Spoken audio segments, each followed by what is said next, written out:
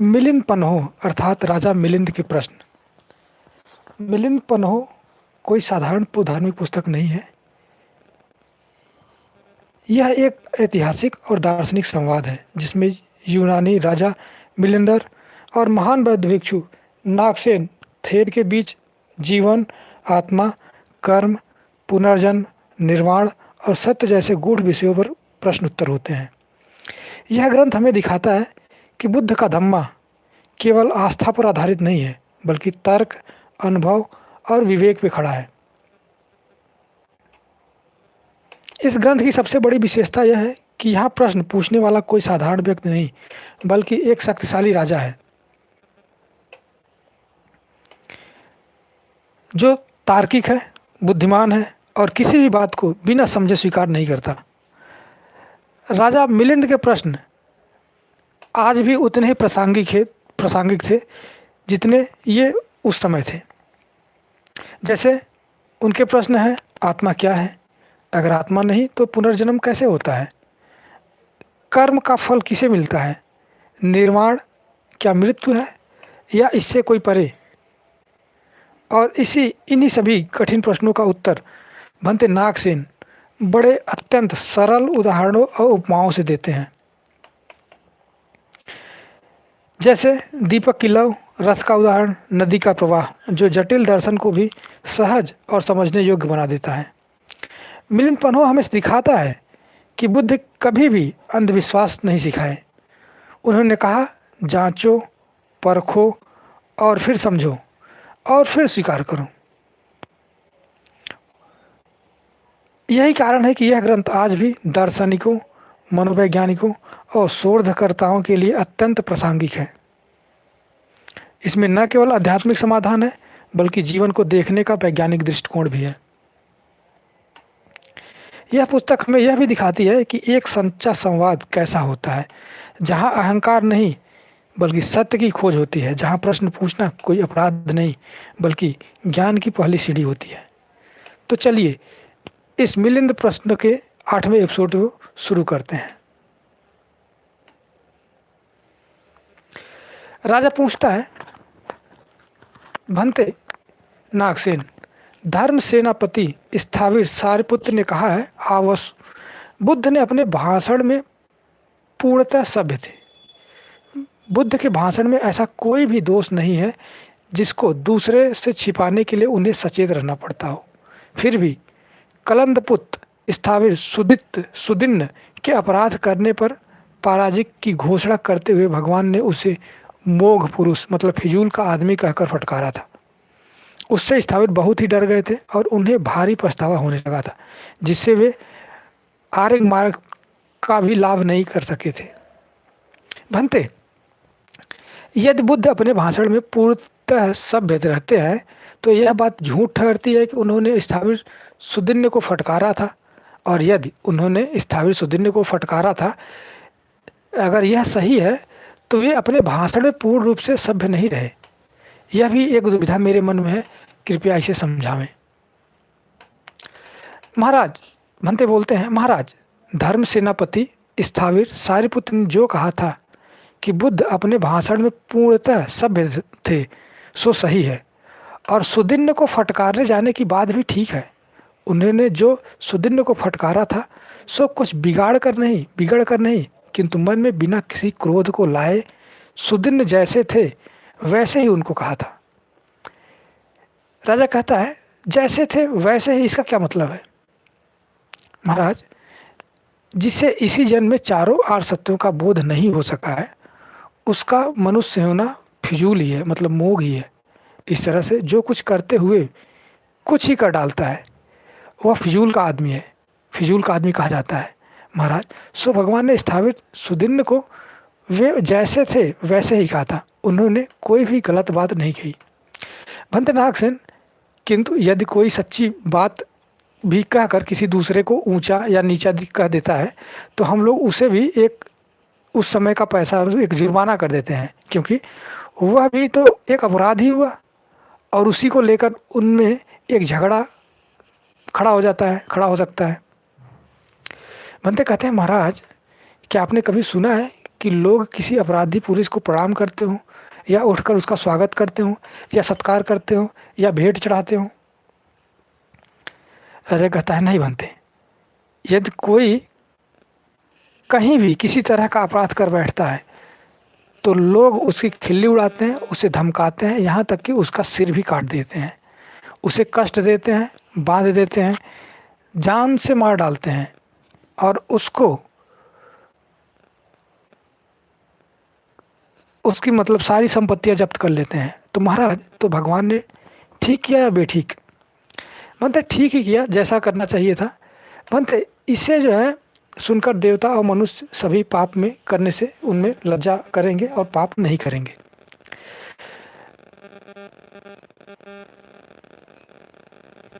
महाराज खाट पर बनते फिर एक उदाहरण से समझाते हैं। महाराज, खाट पर गिर जाने से और बीमार पड़ने से वैद्य क्या मीठी मीठी दवाइयाँ देता है?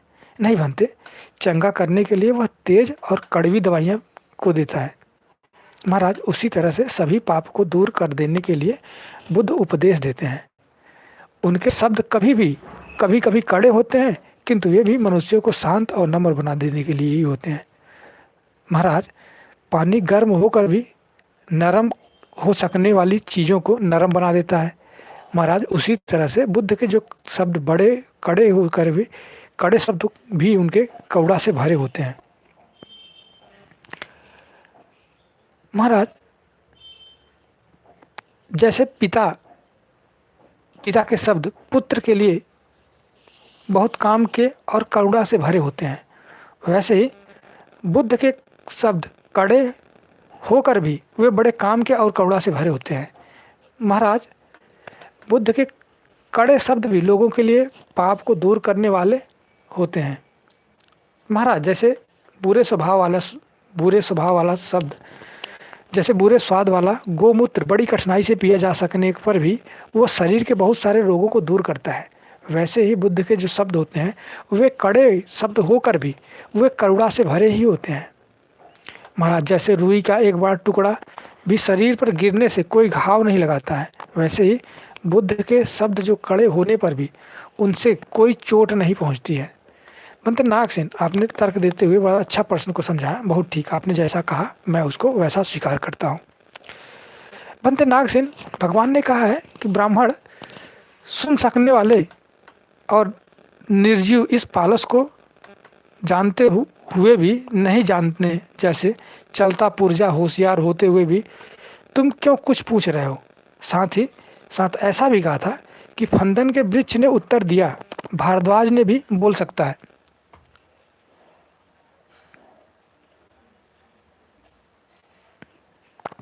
साथ ही साथ कहा कि फंदन के वृक्ष ने उत्तर दिया, भारद्वाज मैं बोल सकता हूँ, सुनो।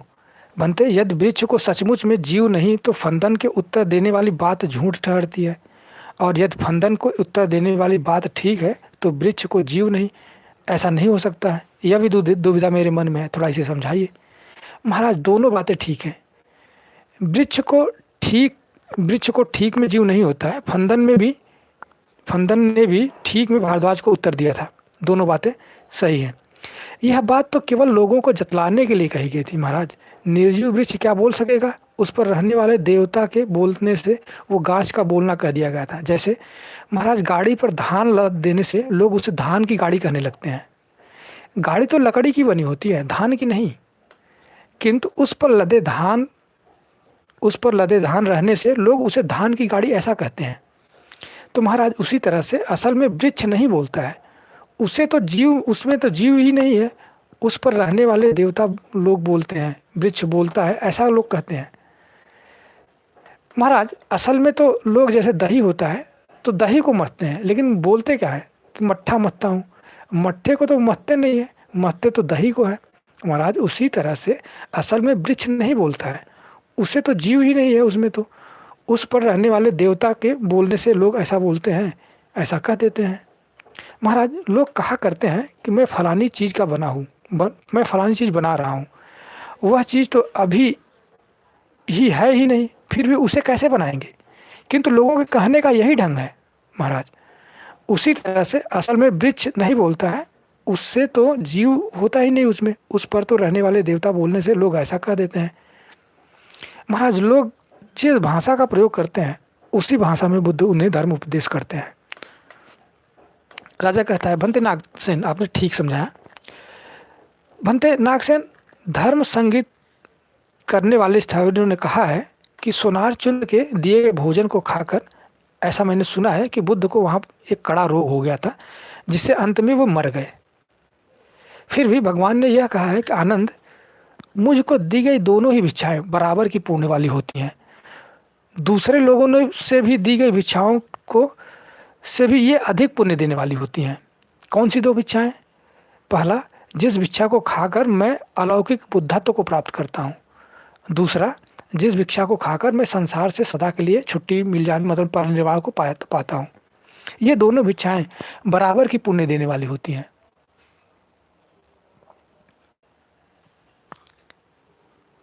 भंते, यदि चुंद की भिक्षा को खाकर भगवान को ऐसा कड़ा रोग उठा जिससे वे मर ही गए, तो भिक्षा दूसरे लोगों से दी जाने वाली भिक्षा से यह पुण्य वाली भिक्षा कैसी समझी जाएगी? और यदि वह भिक्षा यथार्थ में दूसरे लोगों से दी जाने वाली भिक्षाओं से बढ़कर पुण्यवाद देने वाली थी, तो यह नहीं हो सकता कि उसे खाकर भगवान को कड़ा रोग उठा और जिससे उनकी मृत्यु हो गई। विष के समान काम करने वाली, रोग उत्पन्न कर देने वाले तथा प्राणों को भी हर लेने वाली वह भिक्षा जिसे खाकर भगवान मृत्यु को प्राप्त हो गए, दूसरे लोगों द्वारा दी गई भिक्षाओं से बढ़कर पुण्य देने वाली कैसे हो सकती है? कृपया आप इसे समझाएं, यह भी दुविधा मेरे मन में है। भंते बोलते हैं, महाराज, धर्म संगत करने वाले जो महास्थावीर थे, जो कहा है वह ठीक है कि चुंद की भिक्षा को खाकर ही भगवान को ऐसा कड़ा रोग उठा जिससे वे मर गए। भगवान ने जो कहा वह भी ठीक है कि चुंद को दी गई दूसरी भिक्षा से बढ़कर अधिक पुण्य देने वाली भिक्षा है। तो महाराज, देवता लोग भगवान की इस अंतिम भिक्षा पर आनंद से फूल उठे और जो है उन्होंने उसका जो शुक्रामृत देव था उसमें दिव्य ओज से भर दिया, जिससे उससे हल्का और जल्दी पच जाने वाला हो गया और खूब स्वादिष्ट हो गया था। इसके खाने के कारण उन्हें रोग नहीं उठा था, किंतु उनके बहुत कमज़ोर हो जाने के कारण और आयु पूरा हो जाने के कारण वह रोग हो गया था और हालत बुरी हो गई थी। महाराज, जैसे स्वयं ही जलती हुई आग में ईंधन दे देने से वह और भी तेज जल उठती है, वैसे ही भगवान के बहुत कमज़ोर हो जाने के कारण और आयु के पूरे हो जाने के कारण वह रोग बढ़ता ही गया। महाराज, जैसे खूब वर्षा बढ़ जाने के कारण, जैसे खूब वर्षा पड़ जाने के से कोई नदी और भी उमड़ कर बहने लगती है, वैसे ही भगवान के बहुत कमज़ोर हो जाने और आयु के पूरा हो जाने के कारण वह रोग उनका बढ़ता गया। महाराज, जैसे पेट में कमजोरी आ जाने पर कुछ बेपका अन्न सा खा लेने से भी अधिक और अधिक आम हो जाता है, वैसे ही उनको बहुत कमज़ोर हो जाने से और आयु के पूरा हो जाने के कारण वह रोग बढ़ता गया। महाराज, चुंद की उस भिक्षा से में कोई दोष नहीं था, उस पर भी कोई दोष नहीं लगाया जा सकता। भंते, वे दोनों भिक्षाएं किस कारण से दूसरे लोगों से दी गई भिक्षाओं से अधिक पुण्य देने वाली समझी जाती हैं? महाराज, क्योंकि उन दोनों भिक्षाओं के खाने के बाद से ही उन्होंने धर्म की सबसे बड़ी चीज़ को पाया था। भंते, वो धर्म की सबसे बड़ी चीज़ कौन सी है? महाराज, नव आनुपूर्वक विहार की संपत्ति का उल्टे मतलब प्रतिलोम और सीधे अनुलोम का साक्षात्कार करना। भंते, क्या भगवान ने बुद्धत्व प्राप्ति और परिनिर्वाण दोनों समयों पर उसका साक्षात्कार किया था? हाँ महाराज। भंते, बड़ा आश्चर्य है, बड़ा अद्भुत है। आपने बुद्ध की दी गई दोनों शिक्षाएं सबसे अधिक गौरव के साथ समझाया। भंते नागसेन, भगवान ने कहा है, आनंद, तुम लोग बुद्ध की शरीर की पूजा में मत लगो। साथ ही ऐसा भी कहा है कि पूजो उस पूजनीय धातु को। ऐसा करते हुए यहाँ से तुम अच्छे जगह पहुँचोगे। भंते, यदि भगवान ने आनंद को बुद्ध की शरीर पूजा करने से मना किया है, तो पूजो उस पूजनीय धातु को इत्यादि ऐसा कभी नहीं कहा होगा। और यदि उन्होंने पूजो उस पूजनीय धातु को इत्यादि ऐसा अर्थ में कहा है, तो आनंद को बुद्ध की शरीर पूजा करने से मना करने वाली बात झूठी ठहरती है? यह भी दुविधा मेरे मन में है, थोड़ा इसे समझाइए। महाराज, भगवान ने दोनों बातें कही हैं, किंतु यह सभी के लिए नहीं बल्कि केवल भिक्षुओं के लिए कहा था। आनंद, तुम लोग बुद्ध की शरीर पूजा में मत लगो। महाराज, पूजा करना भिक्षुओं का काम नहीं है। सभी संस्कारों की सभी संस्कार जो नाश्वर है, उनको जो अनित्य बोध है, जो ध्यान की भावना है, इसका अभ्यास करो। सभी बातों से सत्य को निकाल लेना, क्लेशों को नाश करने का प्रयत्न करना और पवित्र कामों में लगे रहना, ये भिक्षुओं का कर्तव्य है। बाकी देवताओं और मनुष्यों को अलबत्ता पूजा करना ठीक है। महाराज, हाथी, घोड़े, रथ, भाले, तीर चलाने की विद्याओं का चलाना सीखना, पढ़ना लिखना, हिसाब किताब देखना, क्षत्रिय का जो धर्म होता है, छात्र धर्म पालन करना, युद्ध करना, सेना संचालन करना, ये क्षत्रिय के कर्तव्य है। और वैश्य, शूद्र और लोगों के खेती करना, तिजारन करना, पशुपालना इत्यादि। महाराज, उसी तरह से पूजा करना जो है भिक्षुओं का काम नहीं है। सभी संस्कारों के जो अनित्य बोध है उसका दर्शन करना और अपने मन को निर्मल करना, ये भिक्षुओं का काम है। मुक्ति के मार्ग पे चलना, ये भिक्षुओं का काम है। पूजा करना भिक्षुओं का काम नहीं है। तो महाराज, ब्राह्मण के लड़के को जो है बहुत सारे जो ऋग्वेद, यजुर्वेद, सामवेद, अथर्ववेद, शरीर के लक्षण, इतिहास, पुराण, बहुत सारे उसके विद्याओं का वो अध्ययन करता है और सबको वो सीखता है और वो सीखना चाहिए। किंतु जो और दूसरे लोग हैं जो खेती करते हैं और सारी चीज़ें करते हैं, उनके लिए तो वो जो काम करते हैं, खेती करते हैं, तो वो सारी उनको करना चाहिए, वो उनका कर्तव्य है। तो सभी संस्कारों की जो जैसे भिक्षु होते हैं, उनका पूजा करना उनका काम नहीं होता है। उनको तो अपने मुक्ति के मार्ग पे चलना है, अपने संस्कारों को ख़त्म करना है, अनित्य का बोध का दर्शन करना है, अपनी प्रज्ञा को बढ़ाना है। तो महाराज, जिसमें भिक्षु को फजूल के कामों में न लगकर अपने कर्तव्यों में ही लगे रहना चाहिए। इसीलिए भगवान ने ऐसा कहा कि आनंद, तुम लोग जो है शरीर पूजा में मत लगो। महाराज, यदि भगवान ऐसा नहीं कह देते तो भिक्षु लोग अपने चीवर और पिंडपात को रखकर बुद्ध की पूजा में लग जाते, तो जो है वो अपने मार्ग से भटक जाते, अपने कर्तव्यों से विचलित हो जाते, विमुख हो जाते। तो राजा कहता है, भंते नागसेन, आपने ठीक समझाया, अब जैसा कहते हैं मैं वैसा स्वीकार करता हूँ। राजा फिर कहता है, भंते नागसेन, आप लोग कहा करते हैं कि भगवान के चलने पर अचेतन पृथ्वी भी जहाँ नीची है वहाँ ऊंची और जहाँ ऊंची है वहाँ नीची हो जाती थी, अर्थात बराबर हो जाती थी। साथ ही साथ ऐसा भी मानते हैं कि भगवान के पैर में एक बार पत्थर के टुकड़े से कट गया था। जो पत्थर का टुकड़ा भगवान के पैर में आके गिरा था, वह उनके पैर से थोड़ा हट कर क्यों नहीं गिरा?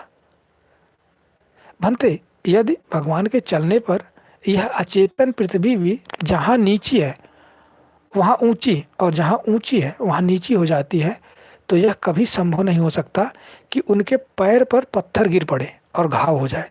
और यथार्थ में उनके पैर पर पत्थर गिरकर घाव हो गया था, तो यह बात नहीं मानी जा सकती कि उनके चलने पर अचेतन पृथ्वी जहाँ नीची है वहाँ ऊंची और जहाँ ऊंची है वहाँ नीची हो जाया करती थी, मतलब बराबर हो जाया करती थी। यह भी दुविधा मेरे मन में है, कृपया इसे समझाएं। महाराज, भंते कहते, महाराज, दोनों बातें ठीक है, किंतु वह पत्थर का टुकड़ा अपने से नहीं बल्कि देवदत्त के फेंकने से उनके पैर पे आके गिरा था। महाराज, सैकड़ों और हजारों जन्म से भगवान के प्रति देवदत्त के मन में बैर का भाव चला आ रहा था। उस बैर से उसने भगवान के ऊपर एक चट्टान लुढ़का दी है, और किंतु पृथ्वी से निकली हुई दूसरी दो चट्टानों में आकर वह बीच में ही रुक गई। उस चट्टान के एक टक्कर खाने से एक पत्थर की एक पपड़ी उखड़कर वो जाके भगवान के पैर पे लग गई। बनते जैसे दूसरी चट्टानों ने आकर बीच में उस गिरती हुई चट्टान को रोक दिया, वैसे ही पत्थर की उस पपड़ी को बीच में ही रुक जाना चाहिए था। कोई ऐसा चीज आ जाता जिससे रुक जाती, वो पैर पे ना लगती। महाराज, रोक देने से भी कुछ न कुछ खिसक कर नीचे चला ही जाता है। महाराज, चुल्लू भर पानी लेने से क्या कुछ पानी अंगुलियों के बीच से खिसक कर नीचे नहीं आ जाता है? दूध, मट्ठा, मधु, घी, तेल, मछली, मांस का रस जो है चुल्लू में लेने से कुछ न अंगुलियों के बीच खिसक कर नीचे चला ही जाता है। उसी तरह से गिरती हुई चट्टानों को दूसरी चट्टानों के बीच आकर रोक देने पर भी टक्कर खाने से पत्थर की एक पपड़ी जो है उड़कर आ गई और पैर में जाके लड़ी।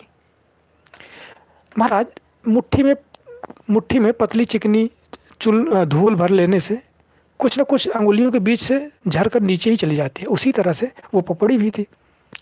महाराज, जैसे मुंह में कौर लेने से कुछ न कुछ जो है नीचे चला जाता है, उसी तरह से वो भी था, पपड़ी भी थी।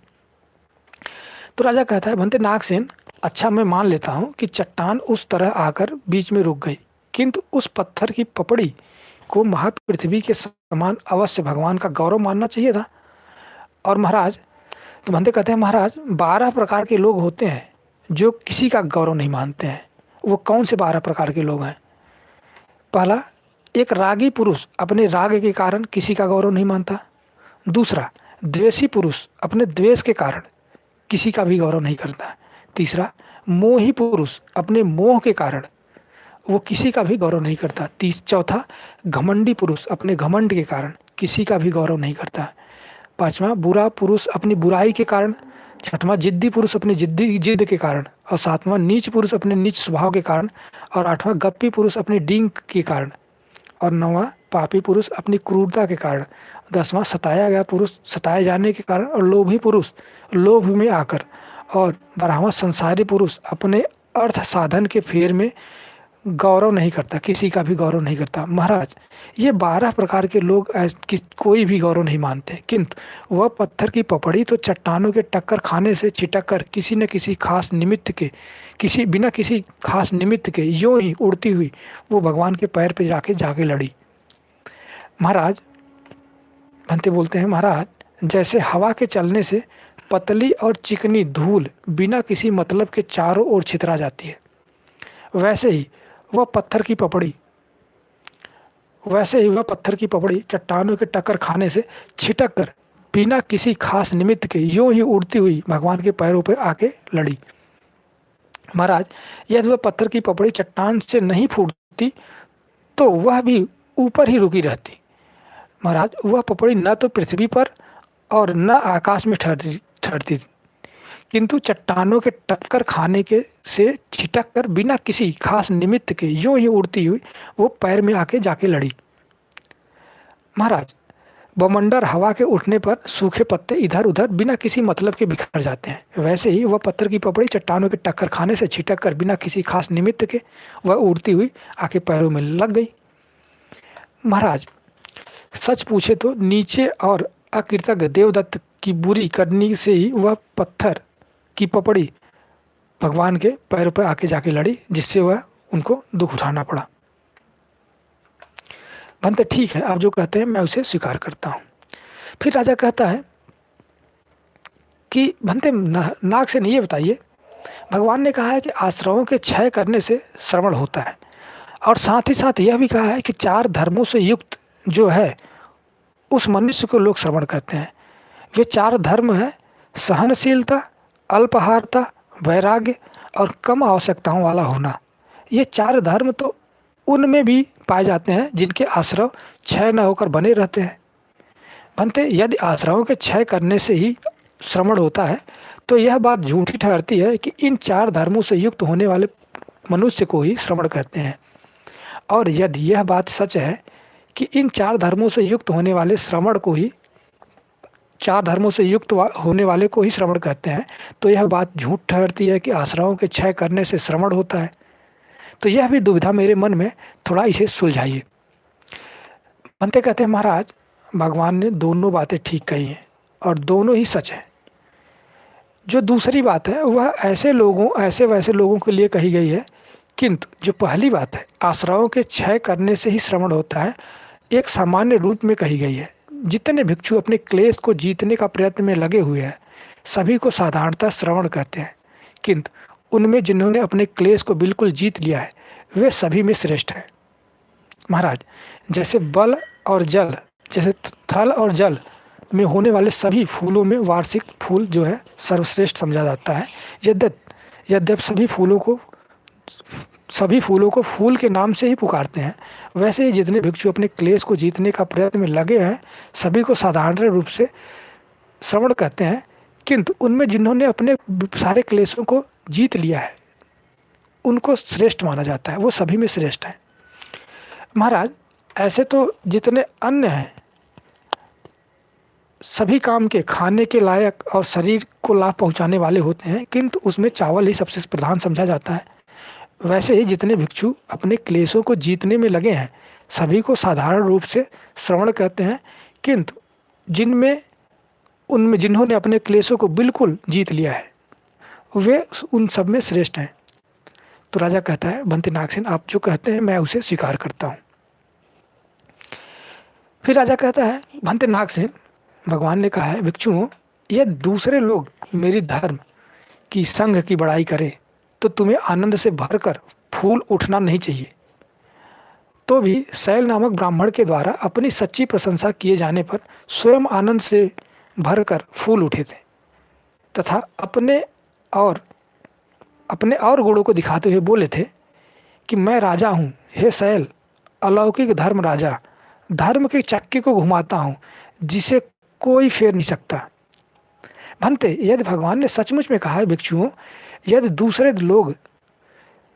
दूसरे लोग मेरी धर्म की संघ की बड़ाई करें तो तुम्हें आनंद से भरकर फूल उठना नहीं चाहिए। तो भी यह बात झूठ ठहरती है कि शैल नामक ब्राह्मण के द्वारा अपनी सच्ची प्रशंसा किए जाने पर भगवान ने स्वयं आनंद से भरकर फूल उठे थे। और यदि यह बात ठीक है तो शैल नामक ब्राह्मण के द्वारा अपनी सच्ची प्रशंसा किए जाने पर यह बात झूठ ठहरती है कि उन्होंने कहा था, भिक्षुओं यदि दूसरे लोग मेरी धर्म की या संघ की बड़ाई करें तो तुम्हें आनंद से भरकर फूल उठना नहीं चाहिए। यह भी एक दुविधा मेरे मन में है, समझाइए थोड़ा इसको। भंते कहते हैं, महाराज भगवान ने यथार्थ में कहा था, भिक्षुओं यदि दूसरे लोग मेरे धर्म की संघ की या मेरी बड़ाई करें तो तुम्हें आनंद से भरकर फूल नहीं उठना चाहिए। और यह भी सच्ची बात है कि शैल नामक ब्राह्मण के द्वारा अपनी सच्ची प्रशंसा किए जाने पर वे स्वयं आनंद से भरकर फूल उठे थे तथा अपने और गुणों को दिखाते हुए बोले थे कि मैं राजा हूँ, हे शैल अलौकिक धर्म राजा, धर्म के चक्के को घुमाता हूँ जिसे कोई फेर नहीं सकता। महाराज उन दोनों में पहली बात जो है भगवान ने यह दिखाया था कि उनका बतलाया गया धर्म कितना स्वाभाविक सरल जिसे उल्टा पलटा कुछ भी नहीं हो सकता, ठीक सच्चा और असल है। और जो शैल नामक ब्राह्मण को यह कहा था कि मैं राजा हूँ, हे शैल सो लाभ या यश पाने के लिए नहीं, न ही अपने पक्ष को पुष्ट करने के लिए और न ही अपने चेलों को जमात बढ़ाने के लिए। उन्होंने उन 300 विद्यार्थियों पर अनुकंपा तथा करुणा करने और उनकी भलाई करने के ख्याल से ऐसा कहा था कि उन्होंने ऐसा कहने से उनके धर्म का बोध हो जाएगा, उन्हें अनित्य बोध हो जाएगा। इसलिए राजा कहता है, ठीक है भंते आप जो कहते हैं मैं उसे स्वीकार करता हूँ। भंते नागसेन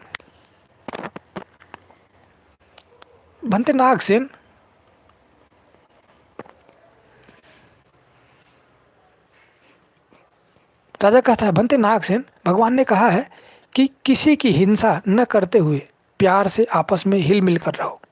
साथ ही यह भी कहा है कि जो दंड दिए जाने के योग्य है उन्हें दंड दो, जो साथ दिए जाने के योग्य है उनका साथ दो। तो भंते दंड देने का अर्थ है हाथ काट देना, पैर काट देना, मार डालना, जेल में डालना, मारना पीटना या देश निकाला कर देना। अब भगवान को यह बात नहीं कहना चाहिए और वे कह भी नहीं सकते हैं। भंते यदि भगवान ने कहा है कि किसी पर हिंसा न करते हुए प्यार से आपस में हिल मिल कर रहो, तो यह नहीं कह सकते थे कि जो दंड के योग्य हैं उन्हें दंड दो और यदि उन्होंने ऐसा ठीक कहा है तो जो दंड के दिए जाने के योग्य है उन्हें दंड दो, यह ठीक नहीं लगता। यह कभी नहीं कहा होगा कि किसी की हिंसा न करते हुए प्यार से आपस में हिल मिल कर रहो। यह भी एक दुविधा है मेरे मन में, आप इसे समझाइए।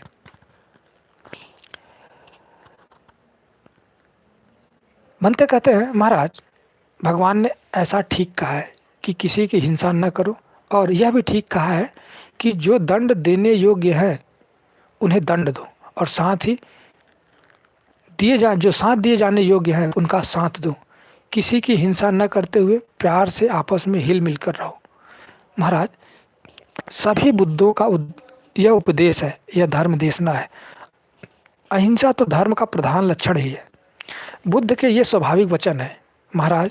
और जो उन्होंने कहा है, जो दंड देने के योग्य है, उनका मतलब कुछ दूसरा ही है महाराज। उनका मतलब यह है कि उद्धत चित्त को दबाना चाहिए, शांत हो गए चित्त को वैसा ही बनाए रखना चाहिए, और बुरे विचारों को दबाना चाहिए, अच्छे विचारों को बनाए रखना चाहिए, और बेठीक मन को दबाना चाहिए, ठीक मन को बनाए रखना चाहिए, झूठे सिद्धांतों को दबाना चाहिए, सच्चे धर्म को बनाए रखना चाहिए, बुरों को दबाना चाहिए, भले को बनाए रखना चाहिए, चोर को दबाना चाहिए और साधु को बनाए रखना चाहिए। भंते नागसेन, हाँ, अब आप मेरी बात में से पकड़े गए। मैं जो पूछना चाहता हूँ वह अर्थ निकल आया। भंते, यह ठीक है कि चोर को दबाना चाहिए, किंतु कैसे? महाराज, चोर को इस तरह दबाना चाहिए कि यदि उसे डांट डपट कर उचित हो तो डांट डपट करना चाहिए, दंड देना उचित हो तो दंड देना चाहिए, देश निकाला करना उचित हो तो देश निकाला करना चाहिए, और यदि फांसी देना उचित हो तो फांसी देनी चाहिए। तो भंते, जो चोरों को फांसी देने की बात है, क्या बुद्ध धर्म के अनुकूल है? नहीं महाराज। तो बुद्ध धर्म के अनुकूल चोरों को कैसे दबाना चाहिए? महाराज, जो चोरों को फांसी दी जाती है वह बुद्ध धर्म के आदेश करने से नहीं, बल्कि उनकी अपनी करनी से। महाराज, क्या धर्म ऐसा आदेश करता है कि कोई बुद्धिमान किसी बेकसूर आदमी को बेवजह सड़क पर जाते हुए पकड़ के जान से मार दे? नहीं बनते। सो क्यों नहीं बनते? क्योंकि उसने कोई कसूर नहीं किया है। तो महाराज, इसी तरह से बुद्ध धर्म के आदेश करने से चोरों को फांसी नहीं दी जाती है, किंतु उनकी अपनी करनी से। तो क्या बुद्ध को इससे कोई दोष लग सकता है क्या? नहीं बनते। देखते हैं कि बुद्ध के उपदेश सदा उपयुक्त ही होते हैं। ठीक कहा बनते नागसेन, ऐसा स्वीकार करता हूँ। राजा ऐसा बोलता है। फिर राजा कहता है, बनते नागसेन, भगवान ने कहा है कि मेरे मन में न कोई क्रोध है और न कोई डाह। फिर वो उन्होंने स्थापित सारिपुत्र और महामोगलायन को उनकी सारी मंडली के साथ अपनी जगह से निकाल दिया था। तो भंते, क्या भगवान ने क्रोध में आकर या संतोष से उन्हें निकाला था? कृपया इसे बताएं। भंते, यदि उन्होंने क्रोध में आकर उनको निकाला था तो यह बात सिद्ध होती है कि बुद्ध भी क्रोध से बचे नहीं थे। और यदि उन्होंने संतोष से उनको निकाला था तो इसका कारण ही नहीं था, यूँ ही बिना समझे मुझे निकाल दिया। यह भी एक दुविधा मेरे मन में है, इसको आप समझाइए। बनते कहते हैं, महाराज, भगवान ने क्रोध में आकर उन्हें नहीं निकाला था। महाराज, जब कोई जड़ में, ठूंठ में, पत्थर में, लकड़ी में या ऊंची जमीन में ठेस लगाकर गिर पड़ता है, तो क्या वह महापृथ्वी ही क्रोध में आकर उसे गिरा देती है क्या? नहीं बनते। पृथ्वी को न तो क्रोध आता है और न प्रसन्नता होती है। पृथ्वी को न तो किसी पे प्रेम आता है, न तो किसी से बैर है। अपनी ही लापरवाही से वह ठेस खाकर गिर पड़ता है। तो महाराज, इसी तरह से बुद्ध को न तो क्रोध आता है न प्रसन्नता होती है। बुद्ध प्रेम या वैर से प्रश्न के छूट गए हैं। उनके सभी क्लेश नष्ट हो चुके हैं। वे सम्यक संबुद्ध हैं। भिक्षु लोग अपनी करनी से ही बाहर निकाले गए थे। महाराज, महासमुद्र अपने में किसी लाश को नहीं रहने देता है। कोई लाश बीच समुद्र में पड़ जाती है अगर, तो वह उसे शीघ्र ही किनारे लाकर जमीन पर छोड़ देता है। तो महाराज, क्या समुद्र क्रोध में आकर ऐसा करता है क्या? नहीं बनते। समुद्र को न तो क्रोध आता है न प्रसन्नता होती है। समुद्र को न तो किसी पे प्रेम आता है न तो किसी से बैर है। तो महाराज, इसी तरह से बुद्ध को न तो क्रोध है किसी पे और न तो प्रसन्नता होती है। बुद्ध प्रेम या बैर के प्रश्न से छूट गए हैं। उनके सभी क्लेश नष्ट हो चुके हैं। वे सम्यक संबुद्ध हो गए हैं। भिक्षु लोग अपनी ही करने से बाहर निकाले गए थे। तो महाराज, जैसे ठेस लग जाने से कोई गिर पड़ता है, वैसे ही बुद्ध शासन में भी कुछ भूल चूक करने से वह निकाल दिया जाता है। महाराज, जैसे महासमुद्र में अपने बीच में पड़ी हुई लाश को बाहर निकाल के फेंक देता है, वैसे बुद्ध शासन में कोई भूल चूक करता है तो बाहर निकाल दिया जाता है। महाराज, जो भगवान ने उन भिक्षुओं को निकाल दिया था, सो उन्हीं की भलाई के ख्याल से, उन्हीं के हित के लिए, उन्हीं के सुख के लिए, उन्हीं को पवित्र बनाने के लिए। ऐसा करने से वे जन्म लेने, बूढ़े होने, बीमार पड़ने और मर जाने से मुक्त हो जाएंगे। यही विचार से भगवान ने उन्हें निकाल दिया था। राजा कहता है ठीक है बनते, मैं स्वीकार करता हूँ जो आप कहते हैं। बनते नागसेन, भगवान ने कहा है भिक्षुओं, मेरे रिद्धिमान भिक्षु श्रावकों में महामोगलायन सबसे श्रेष्ठ है, पर इस पर भी वे चोरों के बीच में पड़कर डंडों से कूचे जाकर सिर फूट जाने, हड्डियों के चूर चूर हो जाने तथा मांस और नशे को पिस जाने से परिनिर्वाण को प्राप्त हुए थे। भंते, यदि महामोगलायन सचमुच में बड़े बुद्धिमान भिक्षु थे तो यह नहीं हो सकता कि इस तरह से डंडे से कूचे जाकर उनका परिनिर्वाण होता, और यदि यह ठीक है तो इस तरह से डंडे से कूचे जाकर उनका परिनिर्वाण हुआ था, तो यह नहीं हो सकता कि वे बड़े रिद्धिमान भिक्षु थे। रिद्धि बल से तो कोई पुरुष देवताओं और मनुष्यों के सारे संसार को शरण दे सकता है, तो भला उन्होंने रिद्धि बल से अपनी हत्या को क्यों नहीं रोक पाए। भंते बोलते हैं महाराज, भगवान ने ठीक ही कहा है, भिक्षुओं, मेरे रिद्धिमान भिक्षुओं श्रावकों में महामोगलायन सबसे श्रेष्ठ है, और यह भी सत्य है कि वे डंडे से कूटे जाने पर ही, सिर फूट जाने से, हड्डियों के चूर हो जाने से और मांस और नसों को पिस जाने से वे परिनिर्वाण को प्राप्त हुए थे, किंतु यह उनके पूर्व कर्मों के फल से हुआ था। भंते नागसेन, रिद्धिमान पुरुष के रिद्धि बल और कर्म दोनों अचिंतनीय होते हैं, तब अचिंतनीय से अचिंतनीय क्यों नहीं रोका जा सका। भंते, जैसे एक कपित्थ फल को फेंक कर वृक्ष से दूसरा फल गिराया जा सकता है, एक आम को फेंक कर भी दूसरा आम गिराया जा सकता है, वैसे ही एक अचिंतनीय बल से दूसरा अचिंतनीय बल क्यों नहीं रोका जा सका।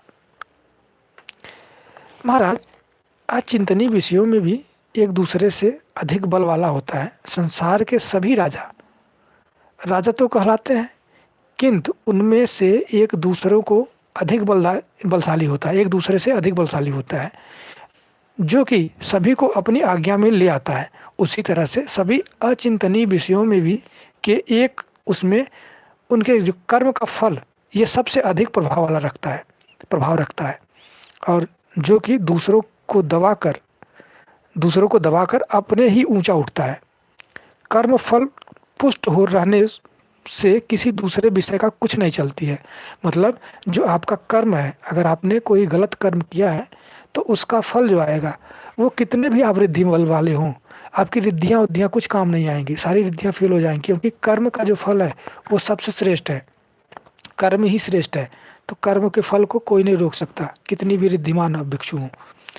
तो महाराज, एक आदमी कुछ अपराध कर बैठता है तो न उसके माता पिता, न भाई बहन, न बंधु बांधव उसे बचा सकते हैं, राजा ही केवल उसका कुछ न्याय कर सकता है। इसी का क्या कारण है?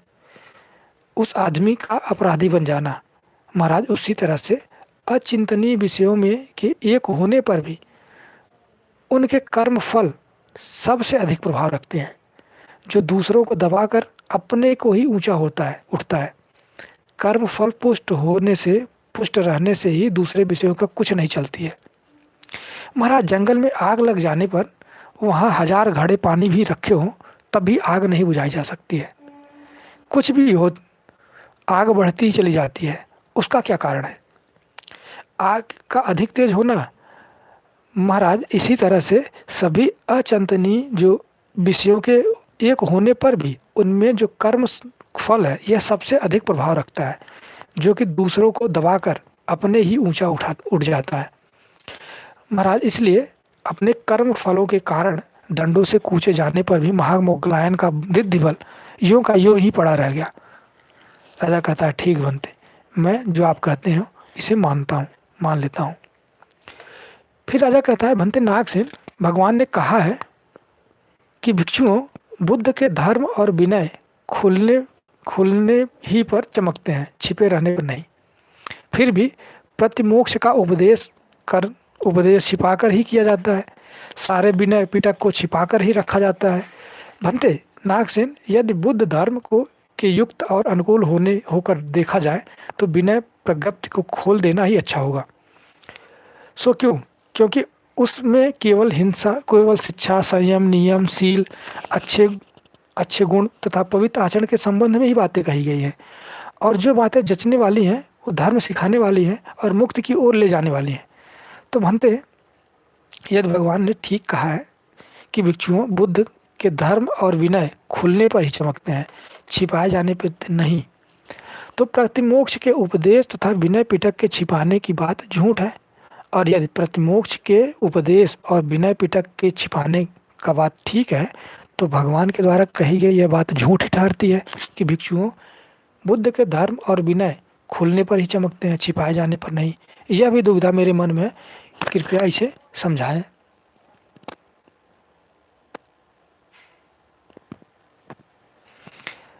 मंदे बोलते हैं, महाराज, भगवान ने यह भी ठीक कहा है कि भिक्षुओं, बुद्ध के धर्म और विनय खुलने पर ही चमकते हैं, छिपाए जाने पर नहीं।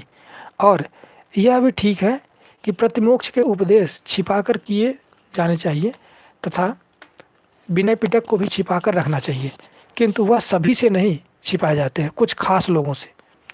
महाराज, भगवान ने 3 कारणों से उन लोगों से छिपाकर प्रतिमोक्ष के उपदेश देने की अनुमति दी है। क्यों? क्योंकि पहला, पूर्व के बुद्धों की ऐसी परिपाटी चली आई है। दूसरा, धर्म के गौरव के विचार से। और तीसरा, भिक्षु पद के गौरव के विचार से।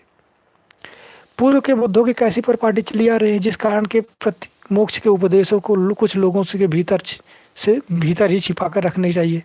महाराज, पूर्व के बुद्धों की ऐसी परिपाटी चली आ रही है कि प्रतिमोक्ष के उपदेश भिक्षुओं को आपस में ही छिपाकर करने चाहिए, दूसरों के सामने नहीं। महाराज, क्षत्रियों की माया क्षत्रियों में ही चलती है। संसार भर के क्षत्रियों की वह आम होती है, किंतु उसे कोई दूसरा जानने नहीं पाता है। इसी तरह से पूर्व के बुद्धों की ऐसी परिपाटी चली आ रही कि प्रतिमोक्ष के उपदेश भिक्षुओं को आपस में ही छिपाकर करने चाहिए, दूसरे के सामने नहीं। महाराज, संसार में बहुत से संप्रदाय हैं, जैसे मल्ल, पर्वत, अर्धगिरी, ब्रह्मगिरी, नटक, नृत्यक, पिशाच, मणिग्रंथ, बहुत सारे ऐसे हैं। इन सभी में अपना कुछ न कुछ रहस्य रहता है, जिसे वे लोग आपस में ही छिपा कर रखते हैं, दूसरे को मालूम नहीं होने देते हैं। महाराज, इसी तरह से पूर्व के बुद्धों की ऐसी परिपाटी चली आ रही है और कि प्रतिमोक्ष के उपदेश भिक्षुओं को आपस में ही छिपा कर करनी चाहिए, दूसरे के सामने नहीं। दूसरा, धर्म के गौरव से प्रतिमोक्ष के उपदेशों को क्यों आपस में छिपा कर करना चाहिए। महाराज, धर्म बड़ा गौरवपूर्ण और भारी है। सो कोई धर्म का जानने वाला किसी दूसरे को समझावे तो भी वह यदि उसके आगे और पीछे की बातों को नहीं जानता है वो, तो उसको पकड़ नहीं सकता है। वहीं इन बातों को ठीक ठीक पकड़ सकता है, वही इस बातों को ठीक ठीक पकड़ सकता है जो आगे और पीछे को बातों को जानता हो। यह धर्म इतना सारयुक्त और ऊंचा होकर भी कहीं आगे और पीछे न जानने वालों के हाथ में पड़कर निंदा और अपमान का भागी न हो जाए। कहीं लोग इसकी हंसी न उड़ाने लगे, कहीं लोग इससे बुरा और नीचा न बताने लग जाएं। यह धर्म इतना सारयुक्त है और ऊंचा होकर भी कहीं दुर्जनों के हाथ में पड़कर निंदा और अपमान का भागी न हो जाए। कहीं लोग इसके हंसी और मजाक न उड़ाने लगे, कहीं लोग इसे बुरा और नीचा न बतलाने लगे। इस ख्याल से प्रतिमोक्ष के उपदेश भिक्षुओं को आपस में ही छिपा कर करने चाहिए और दूसरे को सामने नहीं। महाराज, श्रेष्ठ, उत्तम, अप्राप्य, सुंदर और अच्छी जाति का लाल चंदन भी चंडालों के गांव में पड़कर निंदित और अपमानित होता है। वहाँ इसकी हंसी उड़ाते हैं और इसे तुच्छ और बेकार समझते हैं। महाराज, इसी तरह से यह धर्म इतना सारयुक्त और ऊंचा होकर भी कहीं आगे और पीछे न जानने वाले के हाथ में पड़कर निंदा और अपमान का भागी न हो जाए। कहीं लोग इसकी हंसी और मजाक न उड़ाने लगे, कहीं लोग इसे बुरा और नीचा न बताने लगे। यह धर्म जो है इतना सारयुक्त और ऊंचा होकर भी कहीं दुर्जनों के हाथ में पड़कर निंदा और अपमान का भागी न हो जाए। कहीं लोग इसकी हंसी न उड़ाने लगे, कहीं लोग इसे बुरा और नीचा न बतलाने लग जाए। इसी ख्याल से प्रतिमोक्ष के उपदेश भिक्षुओं को आपस में ही छिपाकर करने की चाहिए, दूसरे के सामने नहीं। तीसरा, भिक्षु पद के गौरव के विचार से प्रतिमोक्ष के उपदेशों को क्यों आपस में छिपाकर करना चाहिए। महाराज, भिक्षु भाव अतुल्य, अत्यंत श्रेष्ठ और अमूल्य है। कोई भी न तो इसको तोल सकता है, न इसका अंदाज़ा लगा सकता है और न इसका दाम लगा सकता है। कहीं यह भिक्षु भाव और लोगों की बराबरी में न चला जाए। इस ख्याल से भी प्रतिमोक्ष के उपदेश भिक्षुओं को आपस में छिपाकर ही करना चाहिए, दूसरों के सामने नहीं। महाराज, सबसे अच्छी अच्छी चीज़ें, कपड़े, बिछौने, हाथी, घोड़े, रथ, सोने, चांदी, मणि, मोती, श्री रथ इत्यादि, यह सब में अच्छी सुरा राजाओं को ही मिलती है। महाराज, इसी तरह से बुद्ध की बताई जितनी भी शिक्षाएं हैं, आचार, संयम, शील, संवर इत्यादि सद्गुण, सभी भिक्षु संघ को ही प्राप्त होती हैं। इस तरह से भिक्षु पद के गौरव को के विचार से प्रतिमोक्ष के उपदेश जो है वो भिक्षु को आपस में छिपाकर ही करना चाहिए, दूसरों के सामने नहीं। तो राजा कहता है, ठीक है बनते, जो आप कहते हो मैं उसे स्वीकार करता हूँ।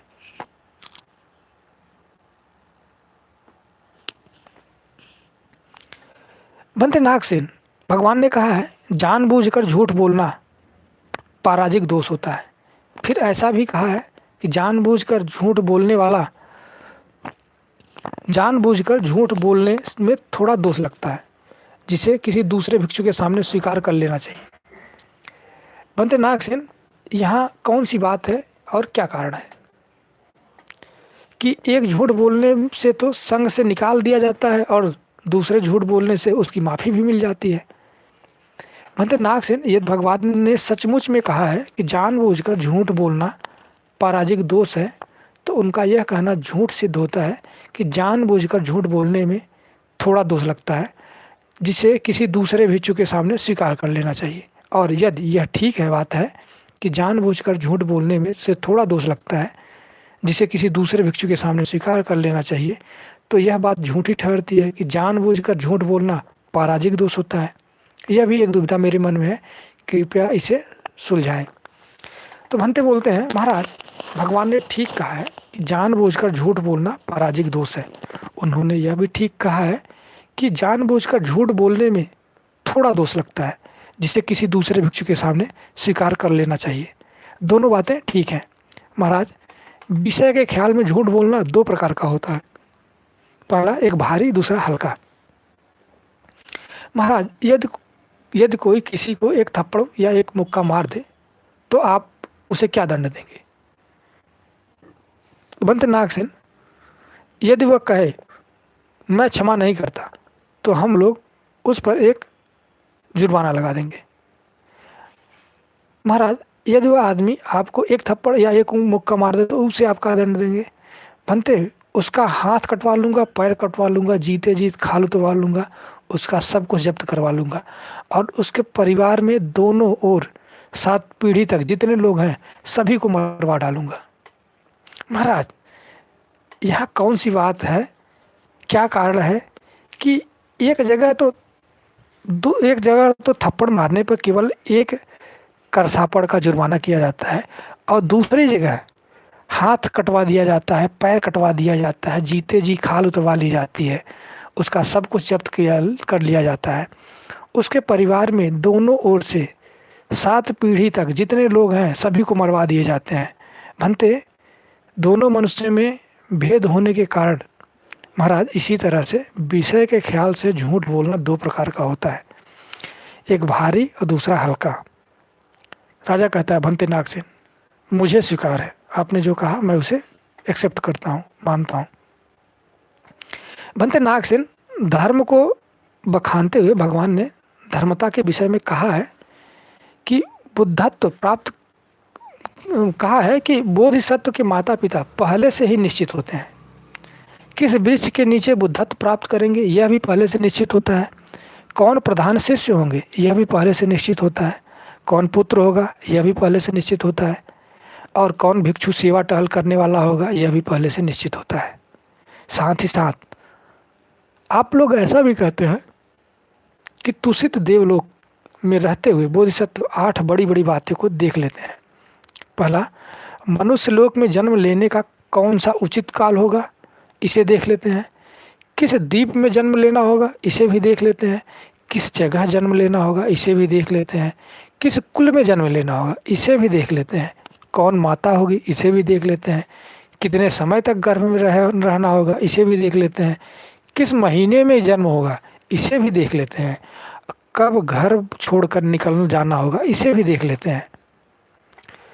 भंते नागसेन, जब तक ज्ञान परिपक्व नहीं हो जाता तब तक कुछ बातें मालूम नहीं होती हैं। भंते नागसेन, जब तक ज्ञान परिपक्व नहीं हो जाता तब तक कुछ ऐसी बातें मालूम नहीं होती हैं।